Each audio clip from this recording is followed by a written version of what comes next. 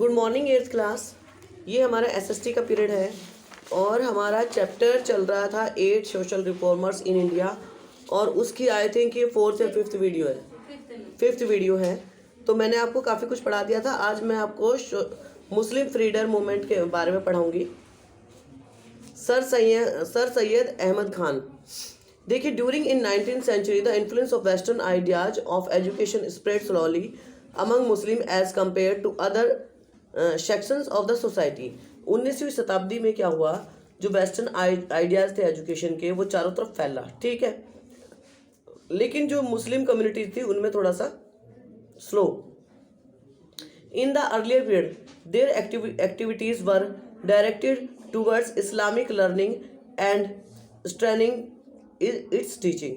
उनका जो डायरेक्ट जो एक एक्टिविटी होती है वो थी कि केवल इस्लामिक जो है उसको पढ़ना और उसकी टीचिंग के बारे में। After the revolt 1857 there educational backwards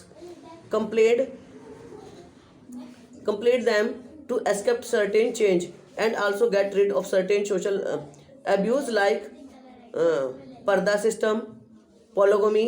They also wanted to get into government service, for the which English education was an essential prerequisite. Sir Syed Ahmad Khan 1870 और 1899 was the greatest of Muslim reformer. देखिए, पहले क्या था कि उनमें education जो है lack थी, वो केवल अपने धर्म की जो एजुकेशन है उसी के बारे में सोचते थे। तो और उनमें कई चीज़ें ऐसी थी जो औरतों के बिल्कुल विरोध में ही थी, जैसे पर्दा सिस्टम हो गया, या और भी औरतों के जो अधिकार होते हैं वो नहीं होते। आदमी एक से चाहे कितनी शादियां कर सकता है, औरत को बहुत सारी बंदिश होती हैं। तो और फिर वो चाहते थे कि हमें गवर्नमेंट जॉब मिले, लेकिन जब वो उनकी एजुकेशन लैक थी तो गवर्नमेंट जॉब नहीं मिलती थी। तो इसी में एक सर सैयद अहमद खान थे जो उभर कर आए, जिनका जन्म 1817 में हुआ था और 1899 तक वो जीवित रहे। उन्होंने मुस्लिम समाज को सुधारने के लिए एक बहुत बड़ा रोल किया। He came from a family of noble Mughal court and joined the service of the company as a judicial officer. More than a judicial officer, he was the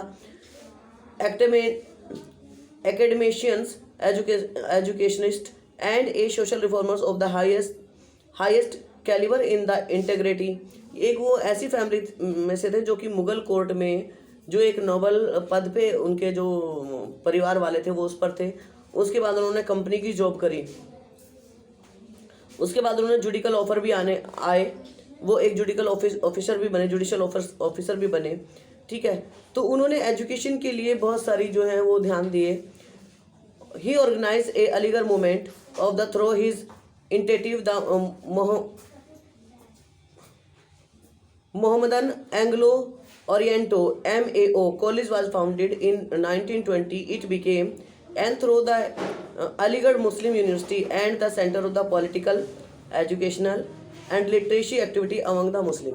और उन्होंने पहली अपनी एक मुस्लिमों के बारे में एक जो यूनिवर्सिटी खोली जिसका नाम था अलीगढ़ मुस्लिम यूनिवर्सिटी, जिसमें कि पॉलिटिकल, एजुकेशनल और इन सब के बारे में बताया और पढ़ाया जाने लगा। अब है reform movement among Parsis and Sikhs, जो पारसिस थे और सिखों के बारे में बताया गया है। In 1851 the Parsis had starting a Parsi language reformer association Rahnumai Mazdayasnan Sabha. देखिए, 1851 में पारसिस ने एक रिलीजियस एसोसिएशन बनाया जिसका नाम था रोहंगमई मजदाशियन सभा। The small Parsi community in India too suffered some orthodox. जो थोड़े से जो पर्शियन बचे थे इंडिया में, वो जो है सफ़र कर रहे थे, वो दुख से भरे हुए थे। जो ऑर्थोडॉक्स थे वो उनको परेशान करते थे। दादा भाई Naoroji 1820 to 1970 who was closely associated with the Indian National Congress, was a great pioneer in the field of the social reformer. He also started a newspaper, the Ras Guftar, to propagate the new thoughts. Another important Parsi leader, Nauroji Furdonji, founded the Parsi Girls' School. Within a few years, the Parsis became a highly westernized community in India. देखिए, पारसी जो समाज के लोग थे वो हमारे देश में कम ही बचे थे। तो इसीलिए वो अपने आप को अकेला महसूस करते थे और जो है लोग उनको दबा के रखते थे ऑर्थोडॉक्स। तो इसमें जो उभर कर आए जो रिफॉर्मर थे वो कौन थे दादा भाई नेहरूजी, जो कि इंडियन नेशनल कांग्रेस से जुड़े हुए थे। किससे? इंडियन नेशनल कांग्रेस से जुड़े हुए थे, जो 1825 में पैदा हुए और 1917 में ख़त्म हुए। और उन्होंने कई मतलब न्यूज़पेपर निकाले अपने समाज को जागरूक करने के लिए, लोगों को जागरूक करने के लिए। उसके अलावा नौरोजी फुरदौनजी जो हैं एक वो भी हुए, जिन्होंने जो पारसी स्कूल गर्ल्स स्कूल है उसका फाउंडेशन किया, उसकी स्थापना की। जो पार्सली हैं वो वेस्टर्नाइज थे, वो वेस्टर्न में पूरे रचे बसे थे, वेस्टर्न जो है उनके कल्चर में पूरा रचा बसा था। अब है Sikh. The Sikh Sabha form a Lahore and Amritsar in 1870 played a important role in the spread of education इंटरनिटी। They functions as separate organization but later were merged into one. In 1892, Khalsa College was founded at Amritsar. It also received British support. देखिए, जो सिख सभा थी अमृतसर में 1870 में इसकी स्थापना हुई और ये एक अच्छा रोल प्ले करती थी एजुकेशन के बारे में। इन्होंने बहुत सारी अपनी एजुकेशन बनाई और लास्ट में ये एक में बहुत सारी जो सभाएं थी वो एक में मर्ज हो गई, मिल गई।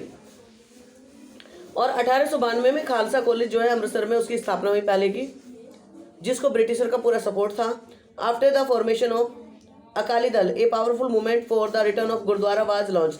उसके बाद जो है अकाली दल एक अकाली दल जो है वो एक सभा उभर कर आई, जिन्होंने गुरुद्वारे को पूरा बढ़ावा दिया। उन्होंने गुरुद्वारा को लॉन्च किया, जगह जगह गुरुद्वारे बनाना। आज भी ये सब अकाली दल वाले गुरुद्वारे वगैरह बनवाते हैं, जो किसान आंदोलन में अधिकतर वही हैं। Shiromani Gurdwara Prabandhak committee free to gurdwara from the control of mahant. जो शिरोमणि गुरुद्वारा प्रबंध है उसकी एक कमेटी बनती थी और जिसके हेड होते थे जो गुरुद्वारे को कंट्रोल करते थे वो महंत होते थे। इन 1920 the committee was given the right for management of gurdwaras. और 1925 में गुरुद्वारा उसकी कमेटी जो है उसके पास ये राइट आ गए। ठीक है, पहले महंत होते हैं, उसके बाद राइट इसके पास आ गए। Other freedom movement. अब दूसरे फ्रीडम मूवमेंट के बारे में पढ़ेंगे। Theosophical society. The society was originally founded by Mohan, Helena Blavatsky and Colonel Olcott in New York in the USA in 1853।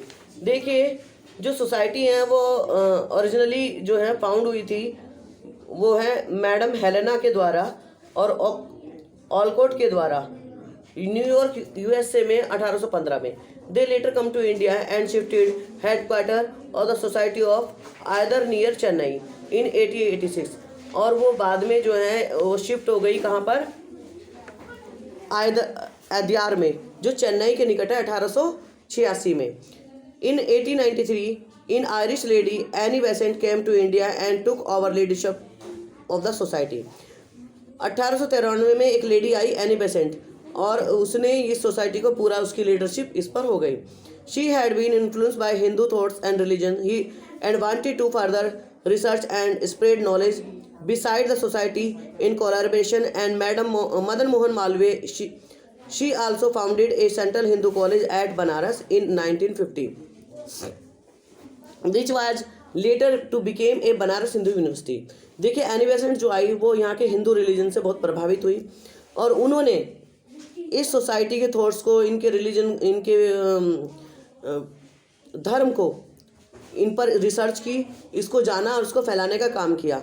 और इनके साथ जो है मदन मोहन मालवीय भी जुड़ गए और इन्होंने 1915 में बनारस में हिंदू कॉलेज खोला, जो अब बनारस यूनिवर्सिटी कहलाती है। She preach against child marriage, polygamy. She was also against caste system and believe universal brotherhood. वो जो है बाल विवाह के प्रति या जो हमारे समाज में जो कुरीतियाँ चल रही थी उस समय, कास्ट सिस्टम वगैरह, तो उन सब के खिलाफ थी। वो कहती थी सभी भाईचारे से रहते, सभी एक दूसरे के भाई हैं। She was deeply those in Greek man's god and Sophia means she was influence She was deeply influenced by Vedic thoughts and found the Upanishad and storehouse of wisdom and knowledge. वो वेद और उपनिषदों से प्रभावित थी, ठीक है। उन्होंने इसके ज्ञान को, इसके नॉलेज को, इसको प्रकाश को मतलब इकट्ठा किया और फिर उसको फैलाया।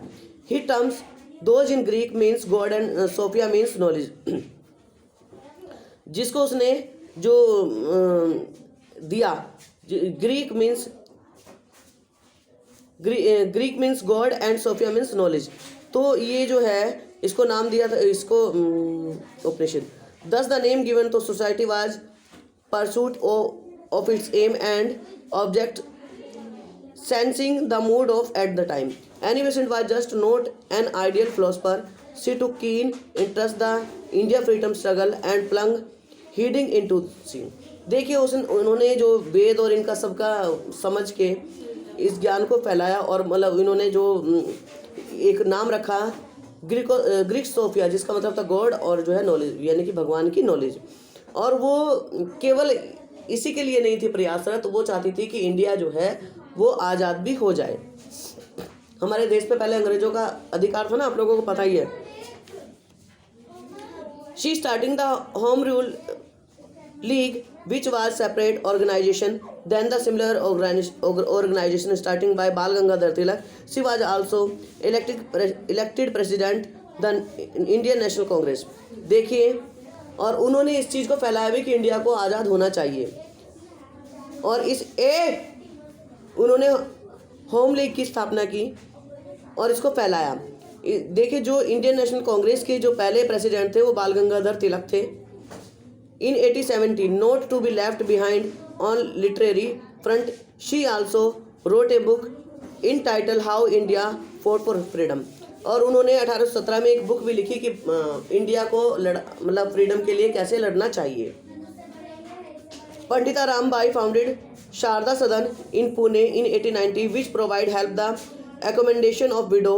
She was well educated and took active part in the freedom of movement. इसके बाद पंडिता रामबाई थी जिन्होंने शारदा सदन की स्थापना की पुणे में, जो कि विधवाओं के लिए 1990 में उन्होंने स्थापना की थी, और वो विधवाओं के एजुकेशन और उनकी भलाई के लिए काम करती थी। अब है जैन, आप लोग सुन नहीं रहे हो ना?